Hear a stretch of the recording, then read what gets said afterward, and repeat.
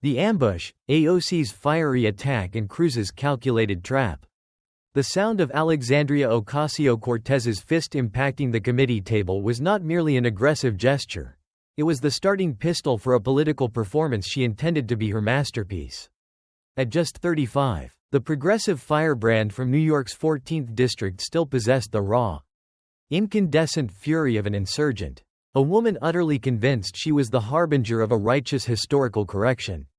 "You're a climate denier who abandoned Texas to freeze." The words were a sonic boom in the hushed, ornate cavern of the House Financial Services Committee hearing room. In the gallery, a meticulously curated audience of young, zealous progressives, many in "Tax the Rich" t-shirts, roared on cue. Their coordinated chant, "Shame, shame, shame," was the revolutionary soundtrack Ocasio-Cortez craved. Camera flashes erupted, turning the room into a strobe-lit battleground. Each flash a potential clip for the viral moment she was so desperately trying to engineer. The young revolutionary taking down the old, corrupt establishment.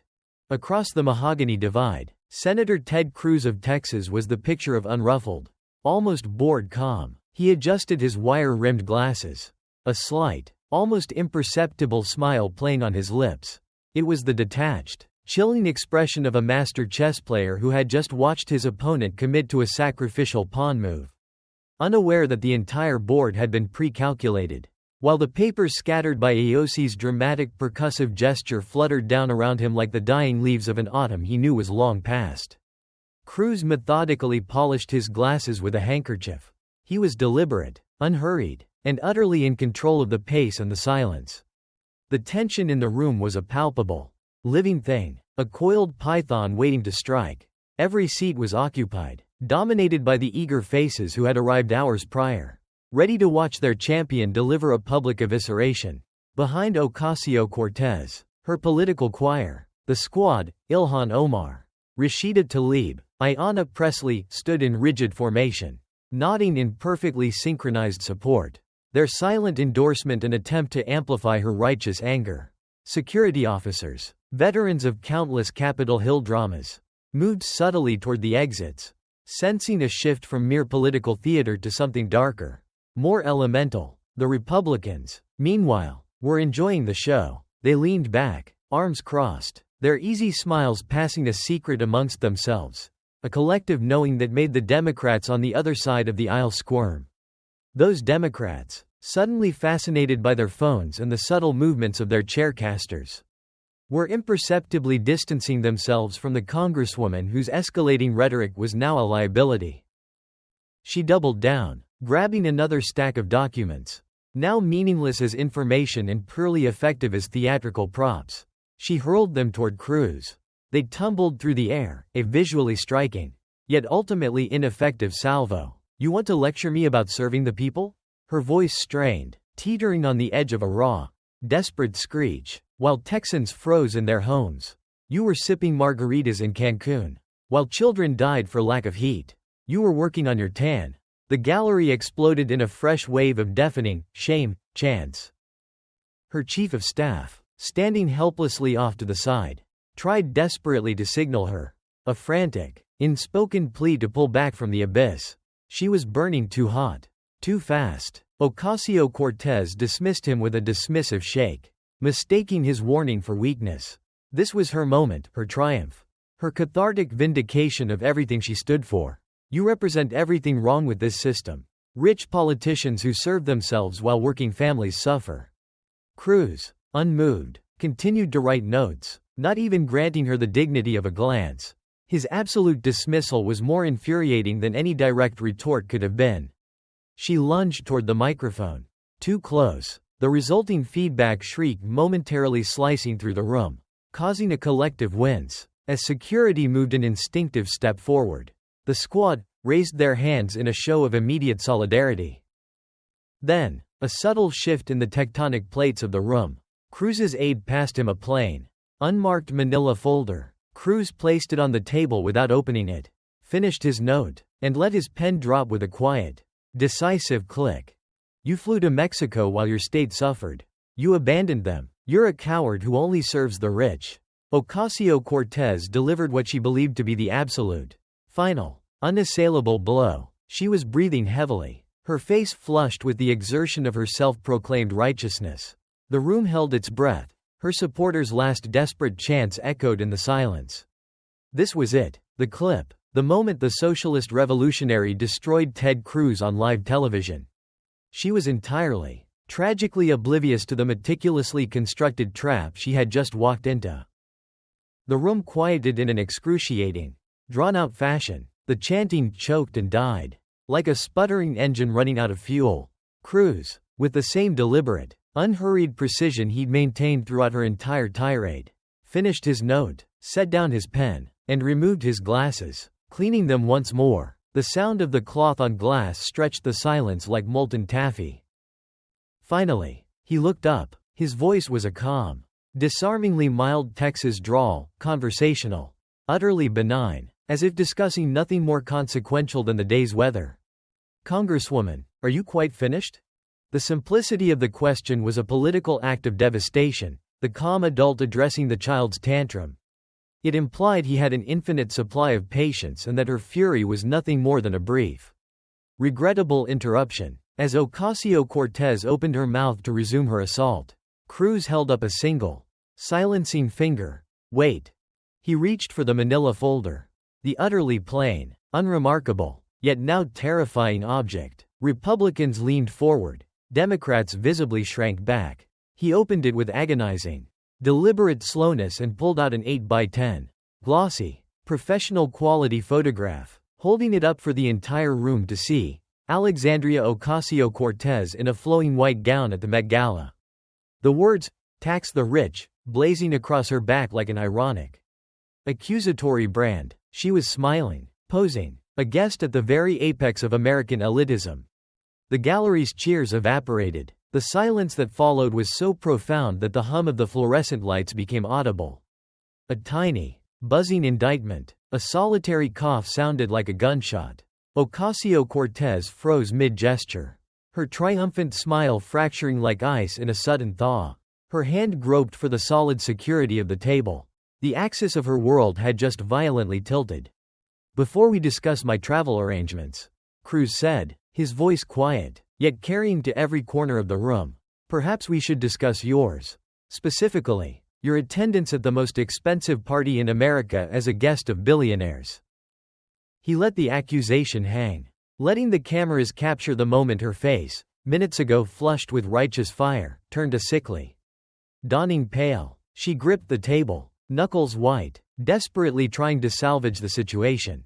This is about your corruption. Not mine. This is a distraction from the real issues."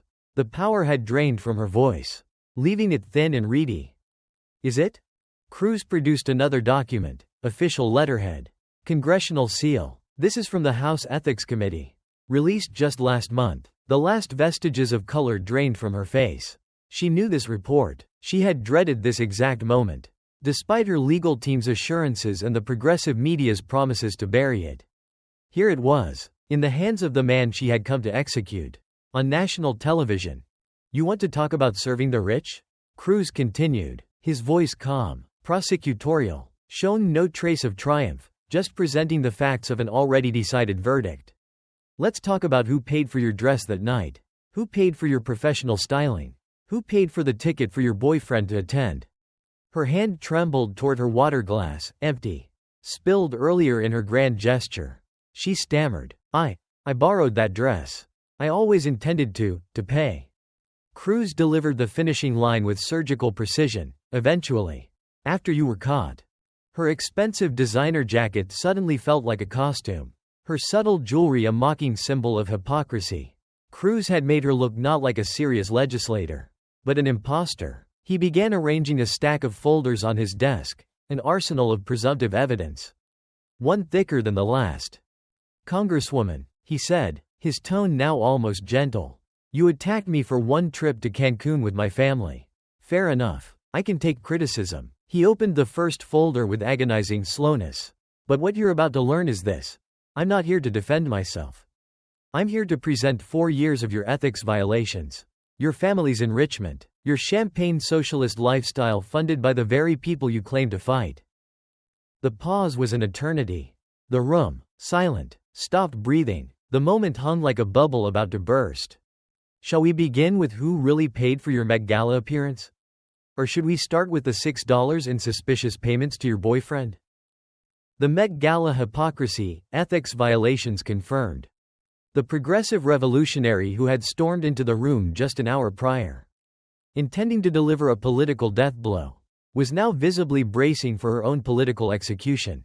Ocasio-Cortez's hand reached again for the solid security of the table, her knees threatening to buckle under the weight of the dawning horror. She didn't fall, not yet, but the shift in gravity was absolute. The man she had sought to destroy was now simply the executioner. And he had all the charges prepared. The trap was sprung, the counterpunch had landed. The projection screen behind Cruz flared to life, displaying an image that would be instantly etched into the annals of political humiliation. A devastatingly simple split image. On the left, Ocasio-Cortez, radiant and smiling in her flowing white gown with the ironic, "Tax the rich" message. On the right, the cold, stark text of the official House Ethics Committee report. Violations found. Gasps rippled through the gallery. A sound like a wave hitting a silent shore. Progressive supporters clutched each other, confusion spreading through their ranks like a sudden fever. This was not the script. Cruz rose to his feet, moving to the screen with the practiced, easy confidence of a tenured professor preparing to deliver a mandatory, unskippable lecture. His laser pointer, a menacing red dot, danced on the screen like an accusation. Last year, he began, his voice conversational, even friendly. The House Ethics Committee, a bipartisan body of 5 Democrats and 5 Republicans, I might add, completed their investigation into Congresswoman Ocasio-Cortez's attendance at the Met Gala. A click, and the photo of AOC in her gown filled the screen. Her perfect pose and brilliant smile a frozen monument to her own hypocrisy. For those unfamiliar, Cruz continued, gesturing like a tour guide pointing out a notorious landmark. This is one of the most exclusive events in America. The kind of party where a single ticket costs what most working families earn in an entire year. Ocasio-Cortez bolted to her feet, her chair scraping across the floor in a desperate cry of defiance. Turn that off. This is nothing but. The committee chairman's gavel came down with the finality of a judge's sentence. Congresswoman, the senator has the floor. You will have your opportunity to respond. She remained standing, gripping the table, unable to look away from the projected image of her self-inflicted wound. The expensive cut of her designer jacket, which had felt empowering hours ago, now caught the committee lights in a way that screamed excess and cost. Allow me to walk you through what happened, Cruz said, clicking to a timeline, clean, simple, and utterly damning. September 2021. The red dot illuminated the date. The Congresswoman attends the Met Gala. Custom-designed gown by Aurora James. Professional hair and makeup. Loaned jewelry. The works. He clicked again, showing a barrage of red carpet photos, the brilliant smile, the perfect pose, the blazing message on her back. She brings her boyfriend, Riley Roberts, as her +1. She tells the world she is there to make a statement. Tax the rich. She's crashing the party to deliver a message to the elite. Cruz paused for maximum dramatic effect. Except, of course, she wasn't crashing anything. She was invited, personally invited by Anna Wintour, the editor of Vogue, by the hosts, by the very people she was supposedly there to protest. The colossal, suffocating irony of a self-proclaimed socialist being an invited guest of the global elite hung in the air like thick, toxic smoke. 2022. The red dot moved forward. People start asking reasonable questions. Who paid for a custom, one-of-a-kind gown? The thousands for styling? The boyfriend's ticket? Cruz's voice dropped, forcing a universal lean in. The Congresswoman assured everyone, on Twitter, through her press secretary, I'll pay for everything. It's all handled. Don't worry. He shook his head slowly, a gesture of profound disappointment. Except she didn't pay. Not fully. Not honestly. 2023. The timeline advanced to the point of no return. The Office of Congressional Ethics, an independent, nonpartisan body, begins investigating. They look at receipts, talk to vendors, follow the money, and they found something interesting. Cruz turned to face Ocasio-Cortez directly, his eyes unflinching, Her hands were white on the tabletop. Sweat beaded on her forehead. You accepted gifts you weren't entitled to accept. You took thousands of dollars in services and goods. And you only started paying, partially paying, after the investigation was launched. Ocasio-Cortez, like clockwork, tried to regain control. This is a distraction. You're manufacturing a scandal to avoid discussing. July 2025. Cruz's voice cut through her with calm, unassailable authority. Last month, the Ethics Committee released their findings. Not allegations. Findings. He picked up the report, thick, official, stamped with the congressional seal. He adjusted his glasses with careful, deliberate precision. Quote, Representative Ocasio-Cortez violated House rules by accepting impermissible gifts associated with her attendance at the Met Gala in 2021. He looked over his glasses, fixing her with a gaze that transmitted the full weight of the institution. Not allegedly violated. Violated. Past tense. Confirmed. Official. The committee room erupted in murmurs. Phones materialized everywhere, people frantically Googling, texting, tweeting. The progressive supporters in the gallery were shell-shocked. Their carefully cultivated worldview imploding on a single, damning word. Violated. Some were already subtly edging toward the exits, unable to reconcile the goddess of anti-establishment purity with the cold, hard reality of a bipartisan ethics finding. The devastating reality for Ocasio-Cortez was that the evidence wasn't being presented by a Republican enemy but by a bipartisan government body. The political destruction was self-inflicted, simply being read aloud by the man she had sought to crucify. The spouse, contradiction and congressional access. But let's get specific, Cruz declared, the phrase hanging in the air with the chilling precision of a prosecutor moving to the most damning piece of evidence. A new slide appeared on the screen, dominated by a photo of Riley Roberts, Ocasio-Cortez's then-boyfriend, in his tuxedo at the Met Gala, a nervous smile fixed on his face, looking utterly out of place amidst the high-fashion spectacle. Let's talk about Riley Roberts. Cruz offered a saccharine, utterly venomous pleasantry. The congresswoman's boyfriend at the time, now her fiancé. I understand. Congratulations on the engagement. By the way, the forced kindness somehow made the legal point that followed even more brutal. House rules are explicitly clear about attendance at these types of charitable events. Cruz explained, clicking to the exact text of the rule on screen. A member may be accompanied by one family member who is either the spouse or dependent of the member. He let the specificity of the language, spouse or dependent child, sink in. Boyfriend doesn't count. Partner doesn't count. Significant other doesn't count. The rule is clear. He watched Ocasio-Cortez's face drain of more color, the knowledge of the precise legal transgression adding a layer of shame to her professional embarrassment. Yet, she brought him anyway. Got him in free to an event where a single ticket is a year's salary for an average American family. Ocasio-Cortez's voice was now a desperate, shrill plea. We've been together for years. We live together. We're practically. But you're not married. Cruz responded, his calm voice a lethal counterpoint to her panic. And here is where the story shifts from mere ethical misstep to something far more calculated. New documents flashed on the screen, a dizzying array of official forms, damning in their open, unvarnished contradiction. On some paperwork, Cruz pointed out, the red laser circling the word spouse on the Met Gala entry form.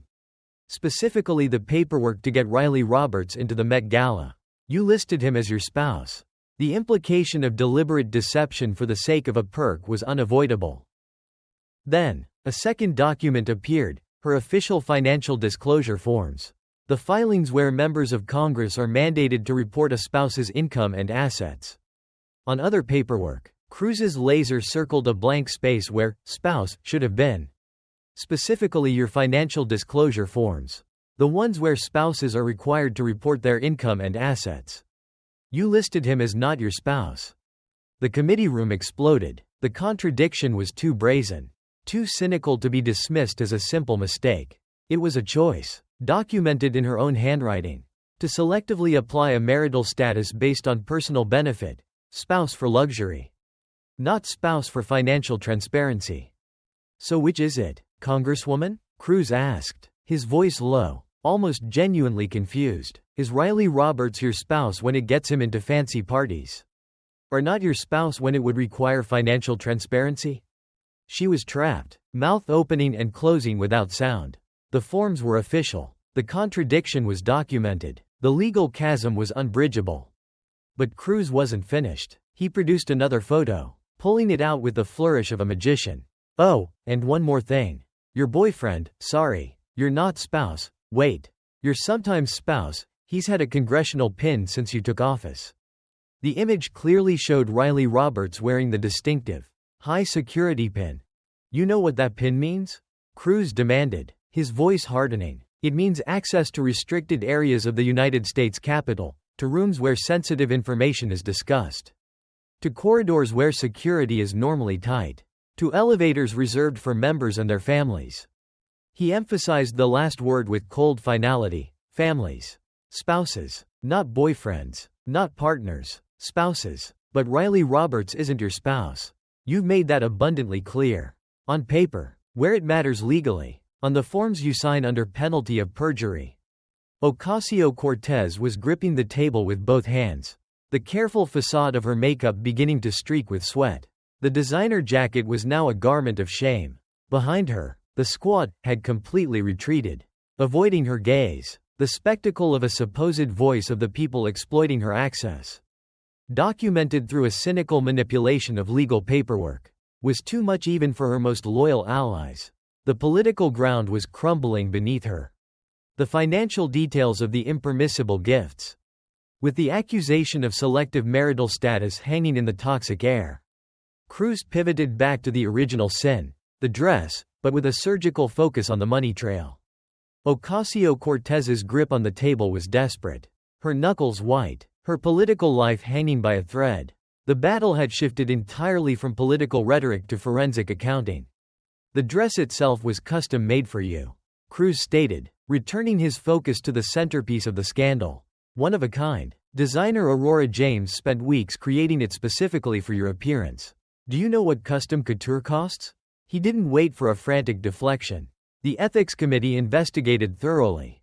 They talked to designers. They got quotes. They consulted with fashion experts. They determined that the dress, the accessories, the complete ensemble, it was worth far more than what you paid. He produced receipts and spreadsheets. The dry, hard evidence of financial malfeasance appearing on the screen. The designer gave you what we call in the business a sweetheart deal, a significant discount, far beyond what would be commercially reasonable. In Congress, we call that an impermissible gift. The technical term, delivered with cool detachment, was a death sentence for her image of working-class authenticity. The receipts kept coming, a relentless tide of financial exposure. Hair and makeup services, professionals who charge thousands for Met Gala styling, were paid for at a fraction of the market rate. And only after the investigation had begun. Jewelry, diamond pieces worth tens of thousands of dollars, was loaned but never properly disclosed to the ethics committee. A clear violation of rules designed to prevent members from being influenced by wealthy benefactors. Hotel stay at the Carlyle, one of New York's most exclusive. And transportation, costs covered by third parties, never disclosed. The dress itself, Cruz noted, his voice taking on an almost sad quality. Like a disappointed parent. Custom couture that would normally cost what most people pay for a used car. You paid what someone might pay for a nice dress off the rack. The most damning detail was the timing of the payments. And when did you start paying these vendors? When did you finally decide to settle at least some of these bills? He paused, letting the implication expand like a poisoned cloud. After the ethics investigation began. Only then. Only when caught. Only when the Office of Congressional Ethics started asking uncomfortable questions. He shook his head slowly. A gesture of profound condemnation. You wore a dress saying, "Tax the rich," while accepting gifts from the rich. You attacked wealth inequality while benefiting from it. You called out hypocrisy while embodying it in designer clothes and borrowed diamonds. The silence was profound, crushing. Even the most die-hard supporters in the gallery had no chant. No slogan to paper over the documented, undeniable ethics violations. The bipartisan committee's official findings were an unassailable wall against which her rhetoric was finally breaking. Cruz then performed the final calculation, writing the numbers in large, clear digits on a notepad and holding it up for the cameras to capture. Nearly $3 still owed. Plus the cost of her boyfriend's undisclosed meal ticket. But it's not really about the money. Is it? He concluded, his tone shifting from prosecutorial to philosophical. $3,000 isn't much to you. You earn over $150 a year. You can afford it. It's about the principle. You attacked the rich while living like them. You preached sacrifice while accepting luxury. You demanded others pay their fair share while you dodged yours. You wore, tax the rich, while being subsidized by them. The progressives remaining in the gallery sat stunned. The image of their authentic champion was shattered. This wasn't a partisan attack, it was a reckoning delivered by the institutions she was meant to respect. Cruz organized his papers with deliberate care, closing the Met Gala folder with a soft, final thud. The first chapter of her political execution was complete. The campaign finance scandal, the pass-through payments. The thud of the first folder closing was the sound of one scandal being sealed. But the moment offered Ocasio-Cortez no reprieve. Cruz immediately opened another folder, visibly thicker, heavier, signaling that the Met Gala was, as he put it, just the opening act. His tone was almost gentle now. The solemnity of a doctor delivering a terminal diagnosis. But Congresswoman, the Met Gala is just the opening act. He pulled out a new set of evidence, bank statements, payment records, and official Federal Election Commission, FEC, filings. The subject shifted to a potentially far more serious realm, campaign finance violations. Let's discuss your boyfriend again. Specifically, let's talk about the $6 your campaign funneled to him through a political action committee you controlled. The sound Ocasio-Cortez made was a sickening mix of a gasp and a sob. Her worst fear was realized. Unfolding in unforgiving real-time on C-SPAN. The distinct compartments she had so meticulously maintained, personal life, Met Gala, over here. Campaign finance, boyfriend payments, over there. Were now violently collapsing into one damning narrative. Cruz wasn't just exposing mistakes, he was mapping a pattern of operation that fundamentally disconnected her public preaching from her private practice. Let's talk about pass-through payments. Cruz continued, his voice still calm, still methodical, and still devastating, about using intermediaries to hide where money goes. About campaign funds used to enrich family members. Her political world was not just collapsing, it was imploding. The authenticity that was the foundation of her entire brand was being revealed as a meticulously constructed, highly profitable facade. Cruz dropped his voice to a near whisper, a volume that forced the entire room to strain forward, ensuring every word was heard by everyone watching. Your boyfriend was paid $6 by your campaign, while you were claiming to represent working families who live paycheck to paycheck. He clicked to a new slide.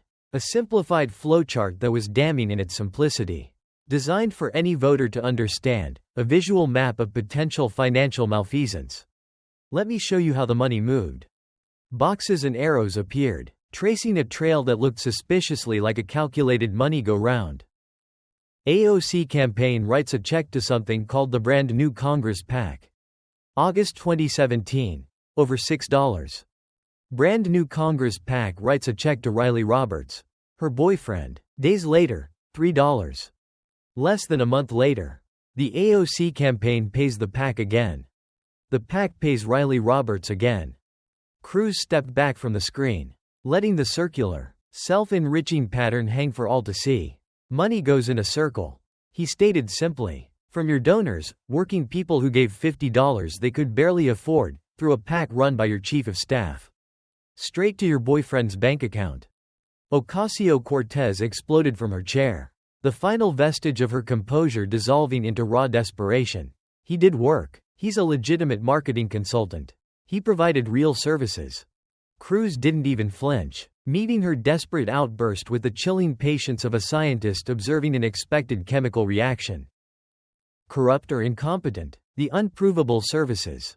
Show us the work. Cruz's challenge was a simple, brutal demand, cutting through Ocasio-Cortez's desperate explosion. The room fell into an excruciating silence, punctuated only by her ragged breathing. Show us one advertisement he created, one social media strategy document, One marketing campaign, one email blast, anything. Any evidence that he actually did anything except deposit checks. The silence stretched, becoming an overwhelming, suffocating admission of guilt. The silence was the evidence. You can't, Cruz stated, his voice a low, hard certainty, because the work doesn't exist. Only the payments exist. $6 gone from your donor's pockets into your boyfriend's account for work that can't be demonstrated. Services that can't be proven. Consulting that left no trail except the money itself.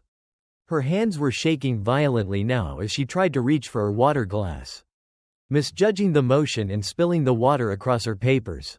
The water spread, warping the documents into illegible confessions. Her voice had gone from righteous confidence to defensive desperation to a brittle, broken sound. The PAC has every right to hire consultants. This is standard. Who runs brand new Congress PAC? Cruz interrupted gently, pulling up a new photo. It was Saikat Chakrabarti, Ocasio-Cortez's former chief of staff and the man who had orchestrated her insurgent victory. Your former chief of staff. The man who ran your campaign. Co-founded this PAC, managed its finances, approved its payments. He let the undeniable, incestuous connection breathe. So, your chief of staff runs a PAC. Your campaign pays that PAC thousands of dollars. That PAC pays your boyfriend thousands of dollars. Your chief of staff approves the payments to your boyfriend. Cruz looked directly at her, laying the trap with the precision of a master hunter. You're telling me you didn't know about this? You're telling me your own chief of staff was writing checks to your boyfriend and you were completely, utterly unaware? She opened her mouth to speak, but the words were already prepared for her. Because, Cruz continued, not allowing her the grace of a deflection. If you did know, that's corruption, active participation in misusing campaign funds. He tilted his head slightly, his gaze chillingly curious. And if you didn't know, you're incompetent, running a campaign so poorly controlled that your staff could funnel money to your boyfriend without your knowledge. Which would you prefer, Congresswoman? Corrupt or incompetent? The political trap was perfectly sprung. There was no third option. The moment was not just one of personal humiliation, but of profound political isolation. The squad members behind her actively looked away. Ilhan Omar was scrolling her phone. Rashida Tlaib was studying her fingernails. Ayanna Pressley whispered to an aide. No one, not a single one, wanted to be captured on camera defending this documented, financially self-serving arrangement. The progressive movement's image of incorruptibility was being systematically dismantled by the man she had come to condemn. FEC complaint and the specter of money laundering. The Federal Election Commission received a formal complaint about these payments. The official documents kept coming, each one a fresh wave of political destruction. Cruz produced another official FEC filing, bearing the weight of government scrutiny. He adjusted his glasses with the deliberate, almost cruel care of a scholar. Let me read from it, he said, his voice a low, steady rumble of impending doom. He recited the official legal language, each phrase a careful, devastating understatement of a potential crime. The timing and amounts of these transactions. The use of affiliated entities as intermediaries. The vague and amorphous nature of services allegedly provided. The magnitude of these transactions. And the romantic relationship between Ocasio-Cortez and Riley Roberts. Collectively establish reason to believe these transactions may have violated campaign finance law. He looked up from the document, his gaze locking onto the camera, speaking directly to the nation. That's the official, legal, carefully worded way of saying, this looks like money laundering. The accusation, even delivered as a translation of legal jargon, was the final, total destruction of her political identity. It was no longer about a dress or a beach trip, it was about the fundamental integrity of campaign finance. Ocasio-Cortez, finding a desperate, final surge of energy, interrupted the reading, the pattern of her collapse now predictable and tragic. This is character assassination. Her voice cracked with the sheer stress of the moment. You're trying to destroy a strong woman of color who dares to challenge. I'm reading from official government documents. Cruz responded with maddening, unassailable calm. I'm not creating anything. I'm not inventing anything. I'm just showing people what their own government found when they investigated. He fixed her with the gaze of a judge who had exhausted all appeals. Are you finished? He asked again. The repeated question now the running motif of her total, abject humiliation. The socialist revolutionary, who had entered the room a blazing supernova of progressive righteousness, could only perform one last act. She sat down, heavily, utterly defeated. The silence was complete. The final, crushing sound of a political career imploding under the weight of its own documented contradictions. Conclusion and final blow. Alexandria Ocasio-Cortez, once the invincible icon of modern progressive activism, sat motionless. The fiery demagogue who had sought to immolate Ted Cruz had instead been consumed by her own contradictions. The political moment was over. But the analysis had just begun. This was more than a mere committee hearing skirmish. It was a case study in the catastrophic failure of image versus reality, a political execution broadcast live. The total damage was profound and likely irreparable. Her opening salvo, the theatrical tantrum about Cancun, had been a desperate throwaway play that revealed the shallowness of her strategic thought. Cruz, the veteran political gladiator, had allowed her to go all in on a pair of twos before calmly revealing his four aces. The Met Gala violations weren't just about money, they were about the brand. The "tax the rich" dress, a symbol of populist purity, was now permanently inverted, a photographic emblem of subsidized by the rich. The official ethics committee findings, confirmed by Democrats and Republicans alike, stripped away her ability to dismiss the scandal as mere partisan mudslinging. The accusation that she was being secretly subsidized by the very forces she claimed to fight was the worst kind of poison for an authentic populist politician. The Riley Roberts payments moved the narrative from ethical hypocrisy to potential criminal malfeasance.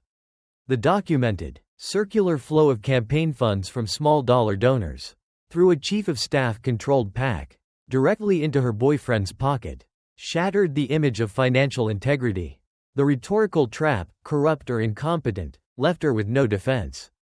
The inability to produce a single piece of work for $6 confirmed the suspicion that the transaction was purely for family enrichment. This confrontation will not be remembered as a debate about policy, but as the moment the myth of Alexandria Ocasio-Cortez died. The warrior who entered the room with fire in her eyes left it as a cautionary tale. A self-proclaimed revolutionary whose lifestyle and financial maneuvers made her indistinguishable from the very rich politicians who served themselves, she had sworn to destroy. She had dared to challenge the establishment with unmatched fury, only to be taken down by the establishment's most boring, relentless weapon, paperwork. Ted Cruz had not needed to shout, to attack her personally, or to invent anything. He merely served as the detached, cold-blooded narrator, reading the official, undeniable documentation of her downfall. The final, silent image of Ocasio-Cortez, slumped in her chair, was the ultimate message of the day. Twitter activism is no match for congressional accountability. The trap had been sprung, and the political world would never look at the squad with the same credulous belief again.